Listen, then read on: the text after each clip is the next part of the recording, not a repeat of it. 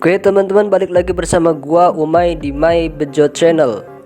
Oke, pada kesempatan video kali ini gua akan memberikan tutorial cara membuat intro glitch di aplikasi Filmora. Maka hasilnya akan seperti ini. Sebelumnya, bagi kalian yang belum subscribe channel gua, silahkan subscribe dulu dan jangan lupa nyalakan lonceng notifikasinya. Oke, baik teman-teman, kita langsung saja masuk ke tutorialnya.